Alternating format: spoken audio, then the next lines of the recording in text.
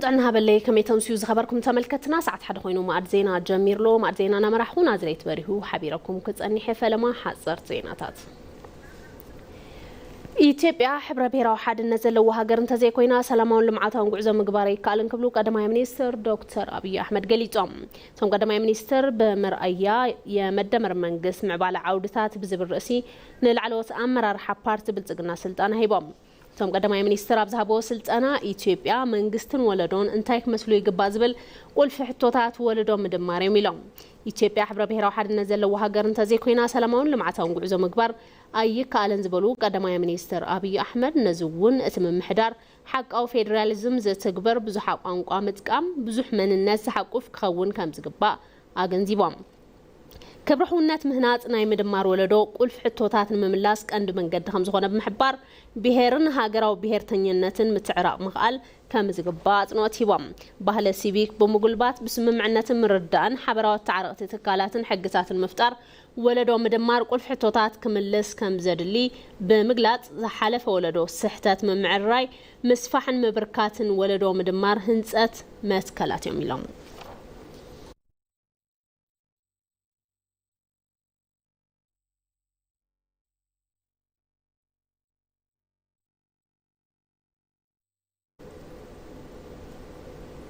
أب كل أوروميا مبل إسراء معت بهر سباتن هزبتاتن أب بوليهرا تخبيرهم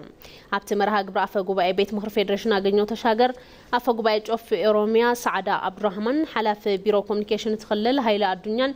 قال أوتل على تحلف تسرح منقص فيدرالن كللن ترخيبهم يم تبعل باهلي من النتن توفيتن هزب تخلل بزار من قديو زخبر زلهم تمالة تبعل تأمتا بانال زتا أب يونيفرسيتي بوليهرا مكيادو ذكريهم مبل إسراء معلتي بهر سباتن هزبتاتن أبا كل المأخلة إثيوبيا ديمقراسية ومردانا هبرا بهر وحد الناس بزب المري حساب كاب عسران حاموشن حدار كل التشحن عسر شمون تنام تمرد جميرو كخبريهم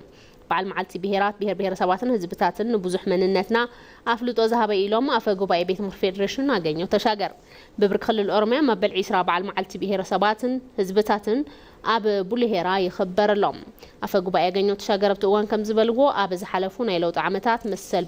بهر سباتن هزبتاتن تخبيرهم حبرا بهرا وحد النتن ناتتانا خرمتيهم اتبعال لمعات كللات كسفاحفا حفتات توريزم كفالت مقبار أما رأستات إنفستمنت كجلسوا خمون عبيت هجرو بروجكتات كزازون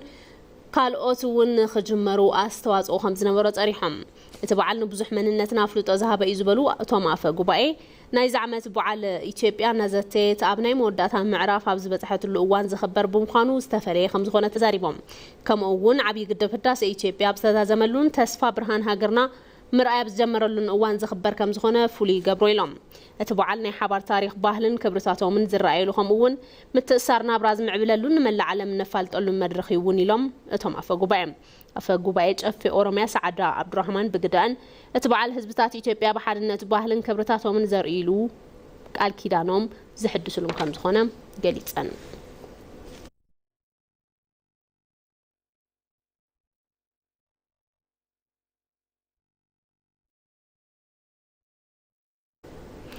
حلفي زفر ركب حزب عالم لخان بارتي بلصقنا منيستر دكتور بقيلا هوريسا بهراو ربحات تحلو زي تخل هاجر كم هاجر منقسي كتقصل هاي تخلن يلام دكتور بقيلا هوريسا مسفانا بودكاست ابزنا بروم صانحيت كم زبلوا بهراو ربحان هاجر منقستي حدا وسان بركيلام بهراو ربحان تزيت خبيرو هاجراو خبرهم زي هلو بمحبر قداي بر بحرون بمنصر سلام دحنتن حتو بهراو ربحه خمس خونه قليصوم بهراو ربحه مخبر هاجر سلام دحنتن نخترغاغص قطباو لوالونتن ربحاتاتن نخبرهم ون هاجر منغستا زترغاغ خوينو نخنبر زخل سرعات ناي مزرغاح قداي لهم ኢትዮጵያ በፖለቲካ ተሐሳሰባ ብርዕዮተ ዓለም አመለኻኽታ በቅዋም ከምኡን በኻልኦት መለክዕታት አፈላላይ ክህልዎም ከም ዝኽእለል ኢሎም ይኹን እምበር ምንም ዓይነት አፈላላይ ይሃሉ አብ ጉዳይ ብሔራዊ ረብሓ ሓደ ብምዃን ረብሓታትና ብሓድነት ብዝተሓባበረ መንፈስን ክነኽብር ኣለና ክብሉ ገንዚቦም እዚ እንተዘይኮኑ ግና ብሔራዊ ረብሓታትና ሕሊፍና ክንህብ ከም ሃገር ንምቕጻል እውን ክንጽገም ኢና ኢሎም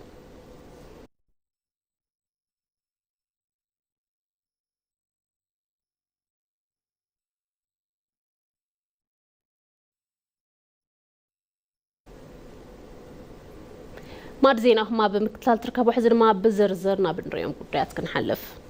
ኢትዮጵያ ነዊሕ ዓመታት እትስዕቦ ካብ ዝነበረት ኣብ ሕርሻ ጥራሕ ዝተደረኸ ሞዴል ቁጠባ ብምውፃን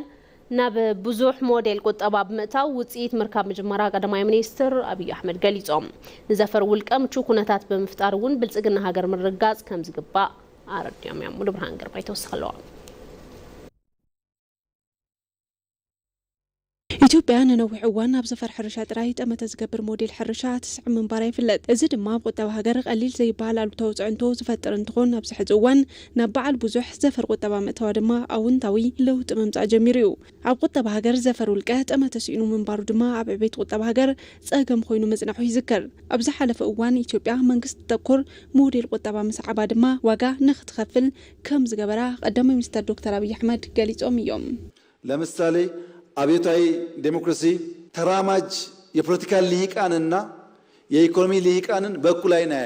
ንኣብነት አብዮታዊ ዲሞክራሲ ንሰጎምቲ ልሂቃን ፖለቲካን ንቁጠባ ልሂቃን በማዕረ አይኒ አይርኢን ሰጎምቲ ልሂቃን ፖለቲካ ንህዝብ ከም ዝሐስቡ ንባዕሎም ከም ሽማዕና ነደዱ ንህዝብ ከም ዝነብሩ ይዘልዓል ግን ድማ ከም ዝረአኹሞ እቶም ሰጎምቲ አብዮታውያን ልሂቃን ሰረቕቲ እዮም ናተገበረ ይናሪና እቲ ዝተዛበዐ ራእያ ነቶም ሰጎምቲ ልሂቃን ፖለቲካ ከም ብፁዓን ገይሩ ዝሐስብን ንልሂቃን ቁጠባ ድማ ጸገም ፈጠርቲ ኢሉ ዝሐስብ ብምዃኑ ኣብ ኢትዮጵያ ተፈቲኑ ኪሳራ ሒዙ ይዝመጸ ኣብ ቁጠባ ሃገር ዘጋጥሙ ከምዚኦም ዝኣመሰሉ መስበርቲ ንምጽጋን መንግስት ምድማር ሞዴል ምትሕባር ምትግባር ጀሚሩ ጭቡጥ ለውጢ ንምምዝጋብ ከም ዝኻለ ቀዳማይ ሚኒስትር ዶክተር አብይ አሕመድ ገሊጾም እዮም ነዚ እውን ኣብ ዘፈር ቱሪዝም ብዝተሰርሑ ስራሕታት ዝመጸ ለውጢ ከም መርኣያ አልኢሎም እዮም ፐብሊክ ፕራይቬት ፓርትነርሺፕ ኢትዮጵያ ውስጥ ብትሕብር ትካላት ውልቀ ሰብ ሃፍትን መንግስታውን ኣብ ኢትዮጵያ ንፕሮጀክት ማዕዲ ወንጪ ጎርጎራ እንብሎም ሰሪሑ እዩ مجنان يخونن كساح هذي أبزتن كساقش كلهم علامات كم غرغر أزمسل صريتن صفحات نزلوا ريزورت رأي يفلتن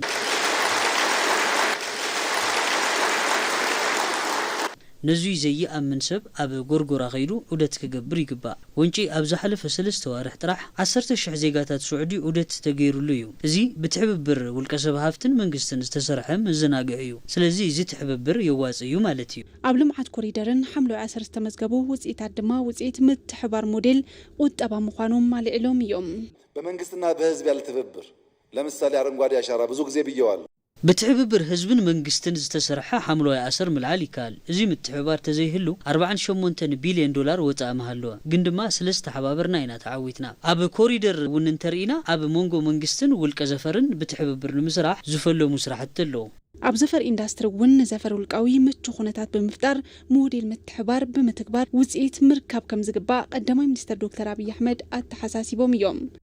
መንግስት እንባል የተካነው ከልካይነት ነው ከልካይነትን ቀንሰን አስቻይነትን እናብዛ መንግስት ትንበሃል ንፈልጦ ነገር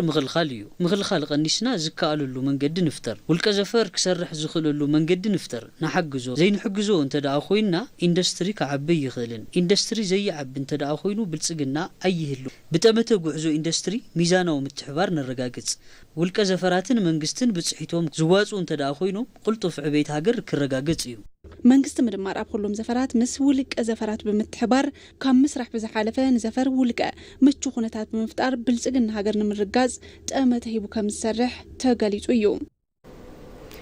ኢትዮጵያ ኮፕ 32 ከተዳል ዕድል ዝረኸበት መንሓንሕታ ብጅቡት ብሰርሐቶም ለጥቕባብ ኣየር ጻወር ሰፋሕቲ ስራሕቲ ምክያዳ ምዃኑ ተሓቢሮም ኣብ ዝሓለፉ ዓመታት ልዕሊ 48 ቢልዮን ፈልስታት ምትካላውን ዝፍለጥ እዩ ንጸብጻብ ሃፍቶም ተክለስላሴ መርሃ ሰላም መረሳ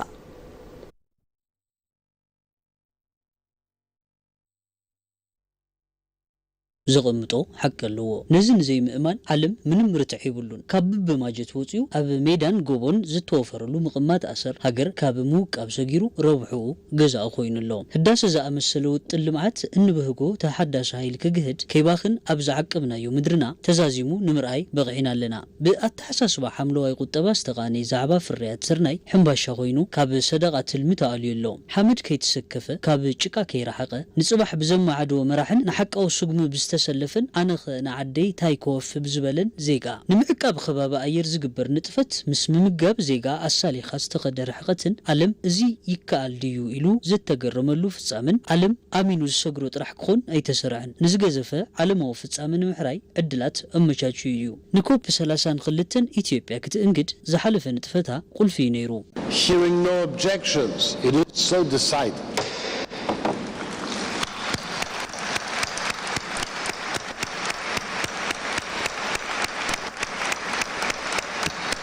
ተግባር እንትቀድም ካብ ዘይጠቅም ጃህራን መድኸም ኣፍ ዝኾነ ጽዋጋሊሁ ሓቃው ተግባር ወሃበ ፍርዲ ኮይኑ ልዕልና ኢትዮጵያ ይብይን ዝኾነውን እዚዩ ሕዚ ኢትዮጵያ በታሪኻ ንመፈለምታ እዋን ብልዑል ተሰማዕነት ብዝበረኸ ቅቡልነት ሕሪቱ ኮይናላሞ ልዕሊ 70,000 ዝውሕዙሉ መራሕቲ ጽዕንቶ ፈጠርቲ ስለ ህላው ደቂ ሰባት ኮፍ ኢሎም ዝዝትይሉ ታሪኻዊ ኩነት ክትእንግድያ ክትመርሕውን እያ ከምዚ ዝኣመሰለ ታሪክ ዝረሓቃን ይብረቃን ንዝጸንሐት ሃገር ገዚፍ ትርጉም ዘለዎ ምዃኑ ብስራሕና ተገሪሙ ብትጋሕትታትና ተደኒቑ ብሓደ ድምፂ ዝመረፀና ዓለም ምስክርነቱ ይህብ Ethiopia, I think, is a country that is demonstrating ኢትዮጵያ ለውጥ ከባቢ ኣየር ናይ ምሕላው ስራሕታ ምስ ትልምታት ምዕባላ ጣዒማ ብዕውት ተሳልጥ ዘላ ሃገር እያ ዝተጎደአ መሬት ክሕከም ሰፊሕ ወፍሪ ምትካል ፈልሲ ኣሳሊጣ ገዚፍ ተግባራዊ ስጉሚ ሰጊማ እያ ኣፍሪካ ብለውጥ ከባቢ ኣየር ተሓሳይት ጥራሕ ኮይና ክትረአ የብላን ፍልፍል መፍትሒ ኮይና ክትርከብ ይግባእ ብመዳይዚ ኢትዮጵያ ዝነዓድ መሪሕነት እያ ተርኢ ዘላ ትማሊ ብስራሕትታትና ክንዕደመ ይኮነን ተሳትፍቲ ዝኣመሰለ ዋዕላ ንምዃን ኣፍሪካ ወኪልና ድምፂ ንምቕራብ ኣብ እንንቀሳቐሰሉ ክሊ ብድግስ ንጽምብሎ ምንባርና ይዝከር እዚ 2009 ኮፐንሃገን ኣብ ዝተሳለጠ ኮፕ 15 ንምስታፍ ኣብ ዘቕናዕናሉ ግዜ ዝተረኣየ ሓቂ እዩ እዚ ኩሉ ብንጥፈት ዘይተደገፈ ሓመድ ከይተንከፈና ከም ሎሚ ዓለም ኣእዳው ኣብ መግለጩ ጽዒኑ ከይተደመመ ንሕና ሓሳብ ዘርዒና እምበር መዓዝ ንምትግባሩ ተንቀሳቒስና ኮይና ኢሉ ኣስተብሂሉ ኣእዳው ወፂኡ حرينا كندخون حساب نقمطلو بزبل نخالوت وكيلنا دمص كنسمعلو إنا بزبل زتعدمنا ليو لومخه اتفلالاي قلحيو تمالي نممقار زربا زي بهالي نبرن لومي اتسرح بعلو افوصيو زبلو لو زربا كيدلون يقل تناغيرخا كاب منغار سريحخا كسرحو مغبار صنع مسرت حيزيو كاب تكبارو نتفتات حلوا خباب غونن غوني مسكنا بخبر قدامي منستر ابي نستوغنو سرحت يخونمو بزوقبت كتمان بصريو مندرات غاشا كم امصاصو كم زيفانه يغنزبيو سلا خباب اير كاب زربا تكبار كاب قلب زعقب متغاه اب اتطلب عالم فتح سنيقنا كم زتخصتنا عالم يغنزب يخون الخوم تبلنا تلوون بزي تامامينو مخانو طرطر يولون كوب 32 وصيتو كنتو مصوعتان فرع الوزربان ايكونن دقاس ان خامت كهن كاب ጫፍና بጫፍ منقناق زطلب ينيرو بزي دما كاب تغزيفو على غزيفو عوتنت نمغهات تغهات تصنابيرخا دوموال كاب كلاتنا تصبيت زغبر يخون ኢትዮጵያ በታሪካዊ ዋንነትን ጂኦፖለቲካዊ መበገስን አፍደገ ባሕረ ዝሓትት ወለዶ ክትፈጥር ኪላ ጉዳይ አፍደገ ባሕሪ ካብ ዝህልዎ ቁጠባዊ ረብሓ ምስ ሃገራዊ ድሕነትን ሉዓላውነትን ዝተሓዝውን እዩ በሪሁ ብርሃነ ዝርዝር ሒዝሎ ببروفيسور يعقوب هايل ماريام نحكمت زبقعة عسب نايمنيا زبل مصحف سرو منغستي أكسوم دلدول نقد بحري كم زنبرو إثيوبياون مأتويان موسيان عسبن مصوعن منبارن يغمت انتويان نغستات إثيوبيا بترنوع حيل بحري ناب يمنن دبوب عربيان زساقر منقصاص زكايدولو منبارو أب تاريخ تسندو يركب قداي وانت أفدق بحري إثيوبيا طاليان نيرترا كساب زوررلو كساب شحن شومنت بن تسعان أقول أسرع أوروباوين صنيحيو أب موداتا طاليان بشحن شعات 1933 عام تمرة توجد كيح بحري ناب إثيوبيا تملسو أب جزيها سهل سلاسين وان درجن إثيوبيا بعلتوانا كيح بحري كوينا صنيحيا بشحن شعات 1933 عام تمرة بستفترة لوطي منغستي ودق منبر سلطان انتركب إرترا تنتسيلا كلون كم زي نبرة كوينو إثيوبياون بزيبر بحري كترف تجددت أكيد تدمن unfortunately دمنر كاب إدنا زوج أكوان تخونه سألنا اللخونتات جنا عزيز حزنيو أبزخون أوان زنبر محدرة أون تاون علو تاون قلنا اللو كوينو جنا قداي بر بحري بقليلو زرعي نورن حدا جزء سينا يوينا تباهيلو زقد فيكونن إثيوبيا أب زوبا كيح بحري كم تركب حانت هجر كمون أب تاريخ بعلتوانا أفدق بحري زنبرت بمخانان مسل مركب أفدق بحري زمواغوت ولدو كتفتر كيلالا $1,000,000 رقتنيا نين ማንም ፎቶ ወጸለ 1 ሚሊዮን ሚኢትያዊ ርግጸኛ ኢትዮጵያ ታዓጽያ አይትነብርን ኢትዮጵያ ቀይሕ ባህር ክትስእን 30 ዓመት ዝወሰደ ብዙሓት ዝተረባረቡሉ ቃልሲ ነይሩ ንምምላስ ኻሊ 30 ዓመት የድልያዩ ይለግን አይሐስብን أفدق بحري زبهاق عبيت كتبه كاب مجهد حليفو مستر مرقاص هجراو ربحان لو لاونتون ونيو هيوما كيسابو أفورت النور باجزيك جلك بركتي قداماي كاب دخنت نمنقافو ودابه يدلي خالق نبهراو ربحا دحننتن يدلي ودابه نقطباو ጉዳይ ጥራሕ ከይኾንስ ንሉ አላውነት ሃገር አድላዩ ሓያላት ሃገራት ኣብ ቀይሕ ባሕሪ ታይ ይሰርሓለዋ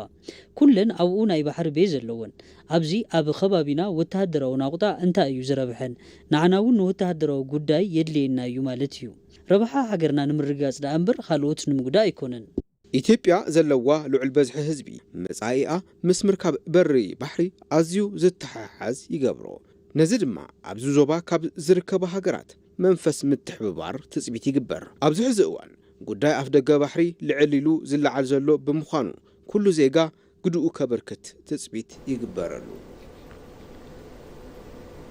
ኣብ ኢትዮጵያ ዝተጀመረ ህንጸት ሃገረ መንግስትን ዲሞክራሲን ብዝበለጸ ብምጥንኻር ውሑስ ሰላም ምዕሳል ከም ዝከኣል ተሓቢሮም ፍልልያት ብምይ ጠረጴዛ ክፍትሑ ንምግባር ኣብ ዝካየዱ ጻዕርታት ኩሉ እጃሙ ከበርክት ኣለዎም ተባሂሎም ኣባደመቀም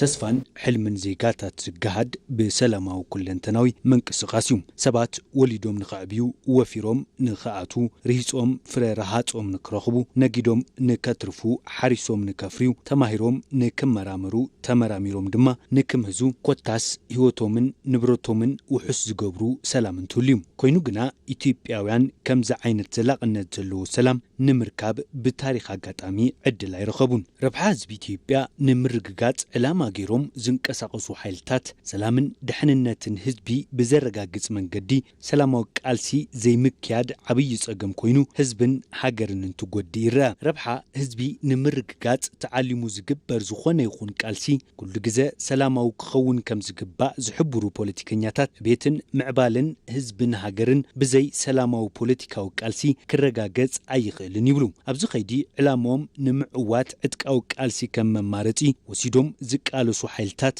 መንተ ረብሓ ህዝብን ሃገርን ዝርርብን ምይይጥን ክቅድም ብምግባር ሰላማዊ ፖለቲካዊ ቃልሲ ክመርጹ ይግባእ ይብሉ የሰላማዊ ትግል አማራጭ የሌለው ነው ኢትዮጵያ ውስጥ ኣብ ኢትዮጵያ ሰላማዊ ፖለቲካዊ ቃልሲ ምክያድ መማረጽ ዘይብሉ ጉዳዩ ቅድም ሕዚ ዝተኸፍለ መስዋዕትነትን ወለዶን ያክል ኢልኻ ብዝርርብ ብምይይጥን ብሰላማዊ መንገድን ሕቶ ፖለቲካ ምምላስ ዝከኣለሉ ዕድል ምፍጣር የድሊ ሰላማዊ ፖለቲካዊ ቃልሲ ካብ ምምራጽ ወጻኢ ምስ ዝንቀሳቀሱ ኃይልታት ዝቃለሱ አካላት ንህዝቦምን ንሃገሮምን ክብሉ ብሰላማዊ መንገዲ ናብ ወገኖም ተጸምቢሮም ሰላሞም ክሕሉ ከም ዝግባእ ዝተሓበረ እንትኸውን ነዚኦም ብምምዓድ ናብ ሰላማዊ መንገዲ ክመጹ ኣብ ምግባር ግደ ዓበይቲ ዓድን መራሕቲ ሃይማኖትን ወሳኒው ከደም ይተበቀው ለምሳሌ ልጅ ፋኖ ነበር መልሻለሁ ወደ ቤት አስገብቻለሁ ካባይ ትጽዊት ዝግበር ፋኖ ዝነበረ ወደይ ናብ ገዙ ክምለስ ምግባር ነይሩ እዚ ድማ ገይረ ንምንታይ ኢትዮጵያ ንዓይ ንዑን ተገልግለና ሃገርያ ኣብ በረኻ ዘለውን ንልዝብ ኮነ ንኺናት ሃገር የድልዩ እዩ ብየጭምቱ ጃሩ እንደንዳም ከንጀሩ አብዲ ጉዳ ከነመቶሩ ጥንኩር ሃገረ መንግስቲ ምህናጽ ከም ዝካል እናተራየ እዩ በመንግስቲ ለውጥ ይስተጀመሩ ስራሕትታት ህንጸት ዲሞክራሲ ዝበረታቱ እዮም ሰባብ ሰብለምኖቲ ተኩማ ከኛ የነ ብሔር ብሔረሰባት ሓድነቶም ብምሕላው ርከቦም ብምጥንኻር ሕብረ ብሔራዊ ሓድነቶም ክንሕሉ ኣለና ፍልልያትና መልክዕና እዩ ከምንብሎ ኩሉ ሓበራዊ ተራኻትና ክንሃንጽለና መንግስቲ ኢትዮጵያ ንሰላም ብዘርአዩ ተደጋጋሚ ቁርብነትን ተበግሶን ዝተፈላለዩ ኃይልታት ሰላማዊ ቃልሲ ንምክያድ ብምውሳን ናብ ወገኖም እናተጸምበሩ ከም ዝርከቡ ይዝከር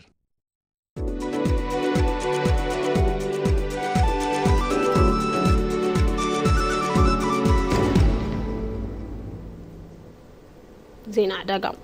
ካብ ተሽከርከርቲ ዝወጽእ ምልቃቕ በካል ጋዝ ንምቁጻር ኣገዳድ መምርሒ ቀረባ ዋና ብስራሕ ክኣቱ ኢሎም ሚኒስትር መጓዓዝያን ሎጂስቲክስን ዶክተር አለሙ ስሜም እቶም ሚኒስትር ምስ ኢንስቲትዩት ደረጃታት በመሰረት ዘውፅኦ ስታንዳርድ ተሽከርከርቲ ዝለቅኦ መጠን ጋዝ ብዝምልከት ገደብ ኣቐሚጦም እዚ ሕጊ ኣብ ቀረባ እዋን ናብ ስራሕ ከም ዝኣቱ ዝሓበሩ ሚኒስትር እዚ ድማ በካሊ ጋዝ ከም ዝንክሕ ሓቢሮም ብፍላይ ዝኣረጋ ተሽከርከርቲ ምልቃ ጋዝ ንኽንክያ ቴክኖሎጂ ክጥቀማ ከም ዘለዎን እውን ብምሕባር እዚ ዘይገብሩ እንትኾይኖም ድማ ከየሽከርክሩ ክእገድዮም ኢሎም ዝኣረጋ ተሽከርከርቶም ናብ ኤሌክትሪክ ወይ ድማ ተፈጥራዊ ጋዝ ክቕይሩሉ ዝኽእሉሉ ኣማራፂ ምህላው እውን ኣልዒሎም ሰብ ዋና ተሽከርከርቲ እዚ ንኸስተኻኽሉ ዝተዋሃቦም እፎይታ ብምዛሙ እቲ መምርሒ ናብ ስራሕ ከም ዝኣቱ እቶም ሚኒስትር ሓቢሮም ብምዃኑ ድማ ዝምልከቶም ኣካላት ስጉምቲ ንኽወስዱ ብደብዳቤ ኣፍሊጥና ኢና ኢሎም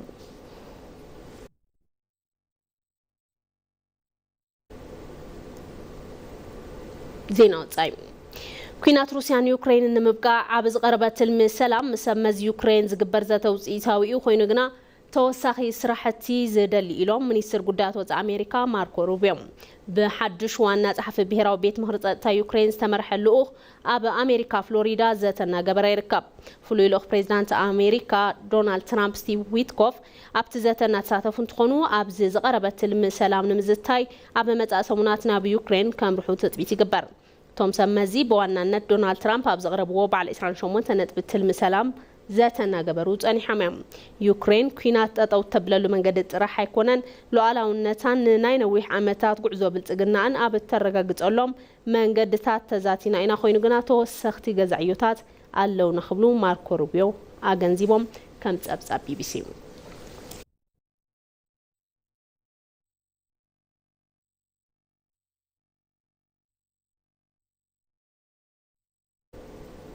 ማድ ዜና ቅድመ ምዝዛሙ ቀንድ ነጥብታት ዜና ኢትዮጵያ ሕብረ ብሔራዊ ሓድነት ዘለዎ ሃገር እንተዘይኮይና ሰላማውን ልምዓታውን ጉዕዞ ምግባር ይከኣልን ክብሉ ቀዳማይ ሚኒስትር ዶክተር አብይ አሕመድ ገሊጾም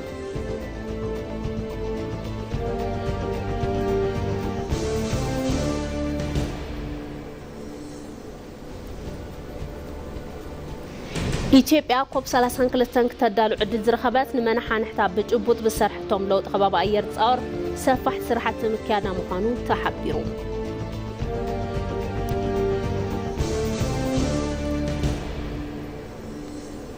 ካብ ወጻኢ ኩናት ሩስያን ዩክሬንን ንምብቃዕ ዝቐረበት ትልሚ ሰላም ምሰመዝ ዩክሬን ዝግበር ዘተውፅኢታዊ ኢሎም ሚኒስትር ጉዳያት ወጻኢ ኣሜሪካ ማርኮ ሩቢዮ